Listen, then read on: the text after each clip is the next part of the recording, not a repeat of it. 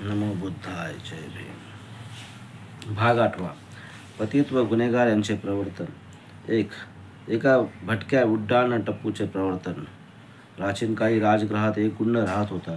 तो आई वडिलांना आणि वरिष्ठांना मुळीच मान देत नसे.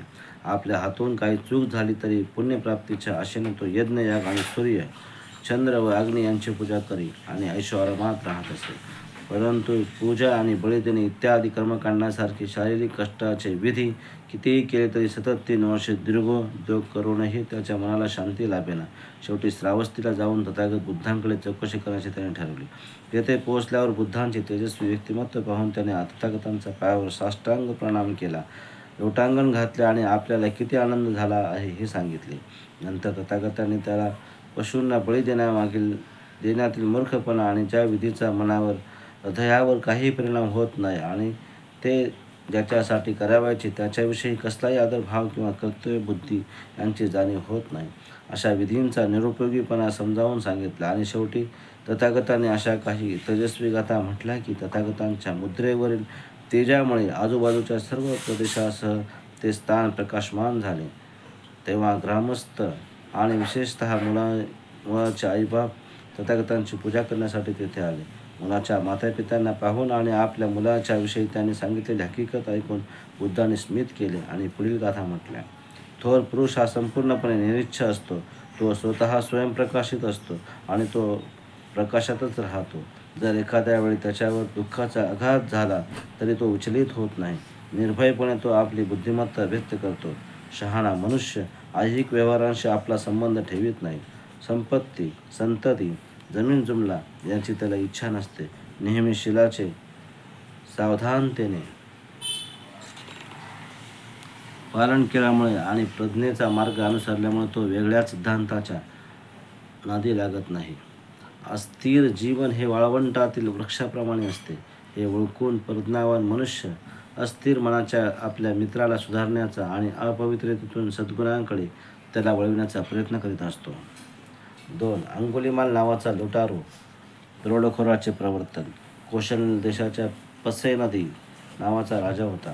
त्याच्या राज्यात अंगुलीमाल नावाचा एक क्रूर, आडदंड दरोडेखोर होता. खून आणि रक्तपात यामुळे त्याचे हात नेहमी रक्ताने बरबटलेले असत आणि तो कुणालाही कधी दया दाखवित नसे. त्याच्यामुळे गावे ओसाड झाली होती, नगराची नासधूस झाली होती आणि प्रदेश उद्ध्वस्त झाले होते. ठार मारलेल्या प्रत्येक माणसाचे एक एक बोट कापून घेऊन तो त्याचे माळ गळ्यात घालीत असे आणि म्हणून त्याचे नाव अंगुलीमाल असे पडले. एकदा तथागत श्रावस्ती येथे जेतवनात विहार करीत असताना त्यांनी अंगुलीमालाने केलेल्या विध्वंसाविषयी ऐकले. तथागतांनी त्याला सदाचरणी मनुष्य बनवण्याचे ठरवले. म्हणून एके दिवशी भोजन झाल्यावर आणि आपले चिवर व अन्नपात्रे घेऊन ते दरोडेखोर अंगुलीमाल याला शोधण्यासाठी निघाले. ते त्या बाजूला चारिका करीत असलेले पाहून गुराखी, मेंढपाळ, शेतकरी आणि वाटसरू मोठ्याने ओरडले, श्रमण, त्या वाटेने जाऊ नका. त्या वाटेने तुम्ही डाकू अंगुलीमालाच्या हाती पडाल. 10, 20, 30 इतकेच नव्हे तर 40 माणसे देखील जरी एकत्र जमून त्या वाटेने गेली तरी तो सगळा जथ्था त्या डाकूच्या हाती सापडतो. परंतु एकही शब्द न बोलता तथागत आपल्या वाटेने चालू लागले. दुसऱ्यांदा आणि पुन्हा तिसऱ्यांदा जवळपास असलेल्या लोकांनी त्यांना पुन्हा इशारा दिला तरी देखील एकही शब्द न बोलता तथागत आपल्या वाटेने चालतच राहिले. काही अंतरावरून त्या दरोडेखोराने तथागताने येत असताना पाहिले आणि जेथे 40-50 प्रवाशांचा जथ्था देखील त्याच्या वाटेने जाण्यास धजत नसे, तेथे हा तपस्वी त्या वाटेने एकटाच येत असलेला पाहून त्याला फार आश्चर्य वाटले आणि या तपस्वीला ठार मारण्याचा विचार त्याच्या मनात आला. म्हणून ढाल, तलवार आणि धनुष्यबाण घेऊन तो तथागतांचा पाठलाग करू लागला. तथागत जरी आपल्या नेहमीच्या गतीने चालत होते तरी सर्व प्रयत्न करूनही तो दरोडेखोर तथागतांना गाठू शकला नाही. तो विचार करू लागला की ही मोठी आश्चर्याची आणि विचित्र गोष्ट आहे. यापूर्वी हत्ती, घोडा, गाडी किंवा हरिण भरवेगात धावत असताना देखील मी त्यांना पकडीत असे आणि आत्ता हा तपस्वी आपल्या नेहमीच्या चालीने चालत असताना सर्व प्रयत्न करूनही मी त्याला गाठू शकत नाही. म्हणून तो थांबला आणि मोठ्याने ओरडून त्याने तथागतांना थांबण्यास सांगितले. दोघांची भेट झाल्यावर तथागत म्हणाले, अंगुलीमाला, मी तुझ्यासाठी थांबलो आहे. दुष्कर्म करण्याचा आपला व्यवसाय तू सोडून देशील काय? तुला आपलासा करावा, सदाचरणाच्या मार्गावर तुला आणावा म्हणून मी तुझ्या मागोमाग आलो आहे. तुझ्यातील साधुत्व अजून संपलेले नाही. जर त्या साधुत्वाला तू संधी देशील तर त्यामुळे तुझ्यात बदल घडून येईल. तथागतांच्या शब्दांनी भारल्यासारखे अंगुलीमालाला वाटले आणि तो म्हणाला, अरे रे, या ऋषीने माझा माग काढलाच. त्याने उत्तर दिले, आपण आपल्या दिव्यवाणीने मला आपल्या दुष्कर्माचा त्याग करावयास सांगता आहात, म्हणून मी तसा प्रयत्न करावयास तयार आहे. स्वतः ठार गेलेल्या लोकांच्या बोटांची आपल्या गळ्यातील माळ त्याने एका खोल खड्ड्यात फेकून दिली आणि तथागतांचे पाय धरून संघ प्रवेशाची इच्छा व्यक्त केली. देव आणि मनुष्यांचे मार्ग जाते. तथागत बुद्ध म्हणाले, हे भिक्खू, माझ्या मागोमाग ये. आणि ही आज्ञा झाल्यापासून अंगुलीमाल भिक्खू बनले. आपल्या परिवारातील एक भिक्खू म्हणून अंगुलीमालाला बरोबर घेऊन तथागत श्रावस्तीला आपल्या सुखनिवासाकडे निघाले. त्यावेळी राजा पसे नदीच्या अंतःप्रसादाच्या दाराशी लोकांना प्रचंड जनसमुदाय जमला होता आणि आपण जिंकलेल्या प्रदेशात अंगुलीमाल या नावाचा एक क्रूर डाकू अत्याचार करून निरुपद्रवित लोकांना ठार करतो आहे किंवा जखमी करतो आणि स्वतः मारलेल्या लोकांच्या बोटांची एक माळ आपल्या गळ्यात घालण्यास धन्यता मानतो आहे, त्याचा निपात करा, असे समुदायातील लोक ओरडत होते. प्रसन्नजितने त्याला मारण्याचे आश्वासन दिले, पण त्यात त्याला यश आले नाही. एके दिवशी सकाळी राजा प्रसन्नजित तथागतांच्या भेटण्यासाठी जेतवनात गेला. तथागताने विचारले, राजा, काय झाले? मगधाच्या सेनीय बिंबिसारांचा, वैशालीच्या, लिच्छवीचा किंवा दुसऱ्या एखाद्या शत्रूचा त्रास सुरू झाला आहे काय? नाही तथागत, तशा प्रकारचा कोणताही त्रास नाही. माझ्या राज्यात अंगुलीमाल या नावाचा एक दरोडेखोर आहे. त्याने माझ्या राज्यात उत्पात घातला आहे असून तो माझ्या प्रजाजनांवर अतिशय अत्याचार करीत असतो. त्याचा मला निपात करावायचा आहे, पण मी अयशस्वी ठरलो आहे. राजा, मुंडन केला काशाय वस्त्र धारण करून भिक्खूसारखा दिसणारा, जो कोणाला मारित नाही, जो चोरी करीत नाही, खोटे बोलत नाही, जो दिवसातून एक वेळेसच जेवतो आणि श्रेष्ठ जीवन जगतो, अशा अंगुलीमाल तू पाहिलेस तर तू काय करशील? तथागत, मी त्याला वंदन करीन, त्याला भेटण्यासाठी उठून उभा राहीन किंवा त्याला बसण्याचे आवाहन करीन, अथवा वस्त्र व इतर आवश्यक वस्तू स्वीकारण्याविषयी त्याला विनंती करेन किंवा त्याच्या रक्षणाची आणि सुरक्षिततेची व्यवस्था करेन. परंतु असल्या दुष्ट आणि पापी माणसावर सद्गुणांची छाया तरी पडणे कधी शक्य आहे काय? त्या क्षणी आपल्या अगदी जवळ बसलेल्या अंगुलीमालाकडे आपला उजवा हात दाखवून तथागत म्हणाले, राजा, हा पहा अंगुलीमाल. हे ऐकताच राजा भयाने निशब्द झाला आणि त्याच्या अंगावरील केस न केस ताट उभे राहिले, अंगावर रोमांच उभे राहिले. हे पाहून तथागत म्हणाले, भिवू नकोस राजा, भिवू नकोस. या ठिकाणी भिण्याचे काही कारण नाही. त्यामुळे राजाची भीती कमी झाली आणि तो स्थवीर अंगुलीमालाजवळ जाऊन म्हणाला, आपण खरोखर अंगुलीमाल आहात काय? होय महाराज. महाशय, आपल्या पित्याचे गोत्र कोणते होते आणि आपल्या मातेचे कोणते? माझ्या पित्याचे गोत्र गार्गे होते आणि माझ्या मातेचे गोत्र मंत्राणी होते. गार्ग्य मैत्रायणी पुत्रा, सुखी हो. आपल्या सर्व गरजा पुरविण्याची मी काळजी घेईन. परंतु आता अंगुलीमालाने वनवासाची, अन्नदानावर जगण्याची व 3 पेक्षा अधिक चिवरण न वापरण्याची प्रतिज्ञा केली होती. म्हणून आपल्याला 3 वस्त्रे वापरायला मिळाली आहेत. या कारणास्तव त्याने राजाने देऊ केले सहाय्य नाकारले. नंतर राजा तथागतांच्या जवळ गेला आणि त्यांना वंदन करून एका बाजूला बसल्यावर म्हणाला, आश्चर्य आहे तथागत, खरोखर हे आश्चर्य आहे. अमानुषाला माणसाळविण्याची, अपराजिताला पराभूत करण्याची आणि अशांताला शांत करण्याची तथागतांची केवढी ही किमया. हा असा पुरुष आहे ज्याला काठीने किंवा तलवारीने मी जिंकू शकलो नाही. परंतु काठी किंवा तलवार यांचा मुळीच उपयोग न करता तथागतांनी त्याला जिंकले. तथागत, मला आत्ता गेलेच पाहिजे, कारण बरीच कामे मला अद्याप करावायची आहेत. राजन, आपल्या मर्जीप्रमाणे होऊ द्या. नंतर आपल्या आसनावरून उठून राजाने तथागतांना अत्यंत आदराने अभिवादन केले व तो निघून गेला. एके दिवशी चिवर परिधान करून आणि हातात अन्नपात्र घेऊन अंगुलीमाल अन्नदान स्वीकारण्याकरता श्रावस्तीत गेले असताना एका माणसाने त्याला वीट फेकून मारले, तर दुसऱ्याने त्याला सोटा मारला, तिसऱ्याने खापरीचा तुकडा त्याच्यावर फेकून मारला. त्यामुळे त्याचे डोके रक्तबंबाळ झाले, त्यांच्या अन्नपात्राचे तुकडे तुकडे झाले व त्यांची वस्त्रे फाटून गेली आणि तशा स्थितीत ते तथागतांच्या समोर येऊन उभे राहिले. ते जवळ येत असताना तथागत त्याला म्हणाले, हे सगळे जागृतीपूर्वक सहन कर, हे सगळे सहन कर. त्याप्रमाणे तथागत बुद्धांची शिकवण स्वीकारून डाकू अंगुलीमाल एक सत्पुरुष सदाचरणी बनला. विमुक्तीचा आनंद व्यक्त करीत ते म्हणाले, ज्याच्या ठायी पूर्वी अश्रद्धा, अनास्था होते ते आता आस्था दाखवू लागले. आपली पूर्वजीवन जे सद्गुणांनी झाकून टाकतात आणि आपल्या तारुण्यात जे बुद्धाला शरण जातात ते वादळातून मुक्त झालेल्या चंद्राप्रमाणे सर्व पृथ्वीला प्रकाशमान करतात. माझ्या शत्रूंनी ही शिकवण समजून घ्यावी व या मार्गाचा अवलंब करावा आणि सतत त्या मार्गाने अवलंबन करणाऱ्या प्रज्ञापुत्रांना त्यांनी अनुसरावे. माझ्या शत्रूंनी विनम्रता आणि क्षमाशीलतेचा संदेश वेळीच ऐकावा आणि आपल्या जीवनात तो आचरणात आणावा.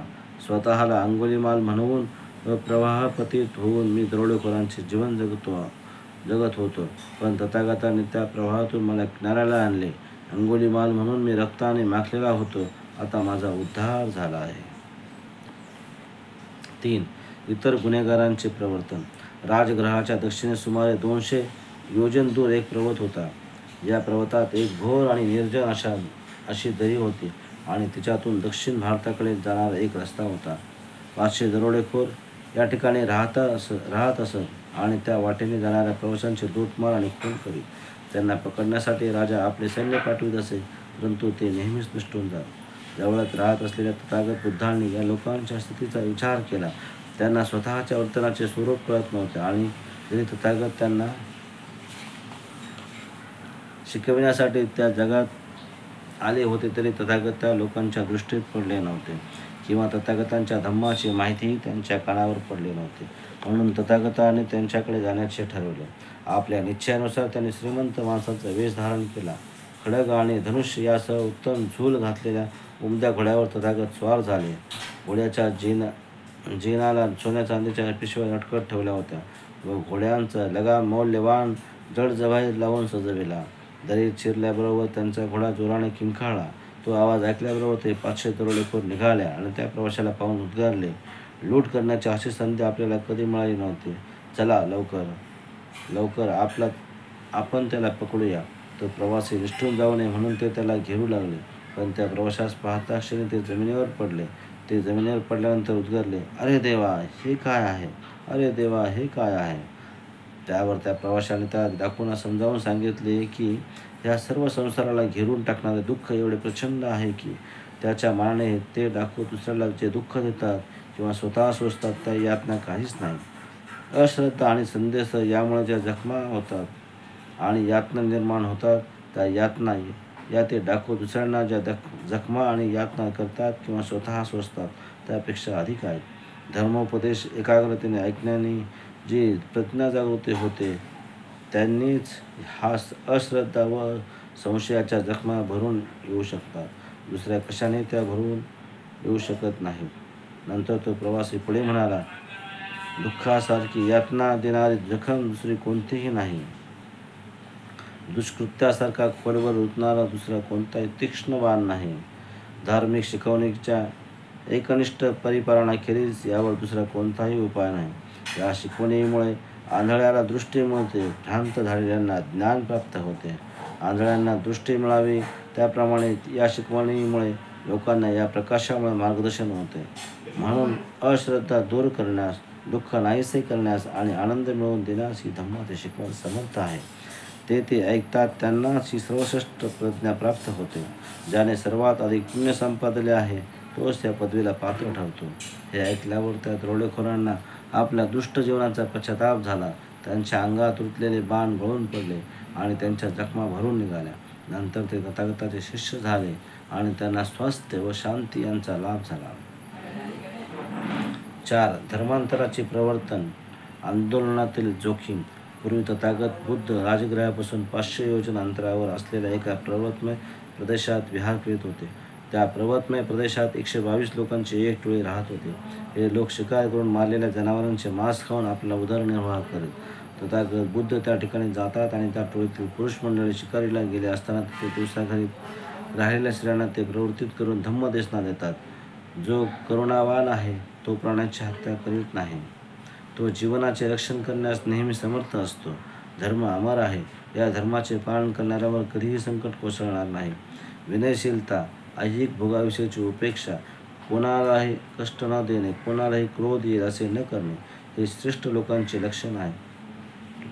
दुर्बलांविषयी करुणा. बुद्धाच्या शिकवणीनुसार शुद्ध जीवन किती आवश्यक आहे याची जाणीव. आवश्यकते मिळाल्यावर थांबणे जन्ममरणाच्या फेऱ्यातून सुटण्याचे हे साधन आहे.